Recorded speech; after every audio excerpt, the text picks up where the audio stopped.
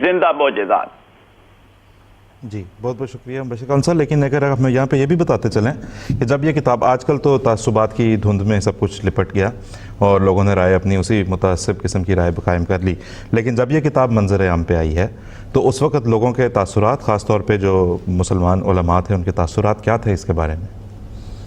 جیسا کہ میں نے عرض کیا کہ اس وقت کیفیت کیا تھی، وہ تو مولانا حالی کے الفاظ میں نے آپ کے سامنے پیش کی۔ اب اس کتاب کے چھپنے پر، اس کتاب کو پڑھنے پر علماء کی، درد مند مسلمانوں کی کیا رائے تھی؟ اس وقت بٹالہ ضلع گرداسپور میں ایک اہل حدیث عالم تھے، مولوی محمد حسین صاحب بٹالوی۔ انہوں نے اس کتاب کو پڑھا، ان کا رسالہ نکلتا تھا اشاعت السنہ بٹالہ سے۔ انہوں نے اس کا جو نمبر تھا جلد ہفتم کا نمبر 678۔ جی بھائی صاحب، اس کی ہمارے پاس سلائیڈ بھی ہے، ہم کوشش کریں گے کہ اس ریویو کی سلائیڈ بھی دکھا سکیں ساتھ۔ دکھا دیں۔ جی یہ 3 مہینوں کا نمبر تھا اکٹھا، جون، جولائی، اگست 1884 کا۔ جی جون، جولائی، اگست 1884 کا۔ اس میں انہوں نے کئی قسطوں میں براہ نعمت اپنا تبصرہ لکھا۔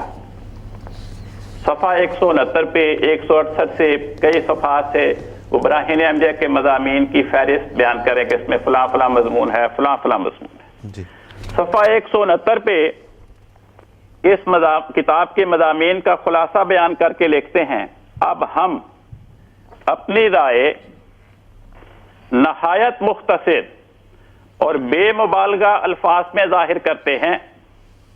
یہ دیکھیں سکرین پر جو نیچے پیر نظر میں وہاں سے پڑھ رہا ہوں۔ جی ہماری رائے میں یہ کتاب اس زمانے میں اور موجودہ حالت کی نظر سے ایسی کتاب ہے جس کی نظیر آج تک اسلام میں شائع نہیں ہوئی۔ یہ کس سن کی تحریر ہے؟ 1884 کی۔ کہتے ہیں 1884 تک، اور یہ ہجری اعتبار سے 1301 ہجری تھا، یعنی 1301 ہجری تک اس کتاب کی نظیر تاریخ اسلام میں شائع نہیں ہوئی۔ کہتے ہیں آئندہ کی خبر نہیں۔ اللہ یحدث بعد ذلک امرا، اور اس کا مؤلف بھی یعنی مرزا صاحب، اور اس کا مؤلف بھی اسلام کی مالی و جانی و قلمی و لسانی و حالی و کالی نصرت میں ایسا ثابت قدم نکلا ہے جس کی نظیر پہلے مسلمانوں میں بہت ہی کم پائی گئی ہے۔ یعنی ایسے اسلام کے فدائی پہلے بھی موجود تھے مگر بہت کم تعداد میں تھے، اور ایسی کتاب کہتے ہیں 1300 سال میں ایسی کتاب کی نظیر ہی نہیں پائی جاتی۔ آگے لکھتے ہیں اگلے پیرے میں، ہمارے ان الفاظ کو کوئی ایشیائی مبالغہ سمجھے تو ہم کو کم سے کم ایک ایسی کتاب بتا دے جس میں جملہ فرقہ ہے مخالفین اسلام، خصوصاً فرقہ آریہ و برہمو سماج سے اس زور شور سے مقابلہ پایا جاتا ہو، اور 2-4 ایسے اشخاص انصار اسلام کی نشاندہی کرے جنہوں نے اسلام کی نصرت مالی و جانی و کلمی و لسانی کے علاوہ حالی نصرت کا بھی بیڑا اٹھا لیا ہو، اور مخالفین اسلام و منکرین الہام کے مقابلے میں مردانہ تحدی کے ساتھ یہ دعویٰ کیا ہو کہ جس کو وجود الہام میں شک ہو وہ ہمارے پاس آ کر اس کا تجربہ و مشاہدہ کر لے، اور اس تجربے و مشاہدے کا اقوام غیر کو مزہ بھی چکھا دیا۔ عجیب بات ہے، جس طرح قریش مکہ جب تک رسول پاک صلی اللہ علیہ وسلم نے دعویٰ نہیں فرمایا تھا وہ آپ کو صادق اور امین کہتے تھے، مگر جو ہی آپ نے دعویٰ فرمایا تو آپ کے خلاف بزبانی کرنے لگ گئے۔ یہی رویہ ان مولوی صاحب نے اختیار کیا۔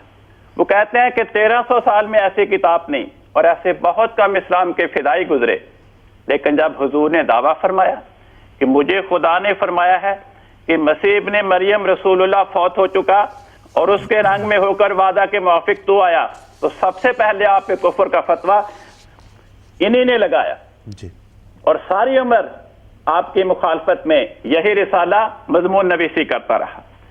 ایک میرے ہاتھ میں کتاب ہے تحریک قادیان، تحریک قادیان، اس کے مصنف ہیں سید حبیب صاحب، یہ اخبار سیاست کے ایڈیٹر تھے جو لاہور سے نکلا کرتا تھا، اور یہ میرے ہاتھ میں اس کا پہلا ایڈیشن ہے جو 1933 میں شائع ہوا۔ یہ کتاب ہمارے خلاف اعتراضات سے بھری پڑی ہے۔ اس کتاب کی خصوصیت یہ ہے کہ یہ کتاب جماعت کے خلاف لکھی گئی، اس کے باوجود اس کے صفحہ 209 پہ لکھتے ہیں اس وقت کے آریہ اور مسیحی مبلغ اسلام پر بے پناہ حملے کر رہے تھے۔ اکے دکے جو عالم دین بھی کہیں موجود تھے وہ ناموس شریعت حقہ کے تحفظ میں مصروف ہو گئے، مگر کوئی زیادہ کامیاب نہ ہوا۔ اس وقت مرزا غلام احمد صاحب میدان میں اترے اور انہوں نے مسیحی پادریوں اور آریہ اپدیشکوں کے مقابلے میں اسلام کی طرف سے سینہ سپر ہونے کا تہیہ کر لیا۔ کہتے ہیں میں مرزا صاحب کے ادعائے نبوت وغیرہ کی کلی کھول چکا ہوں۔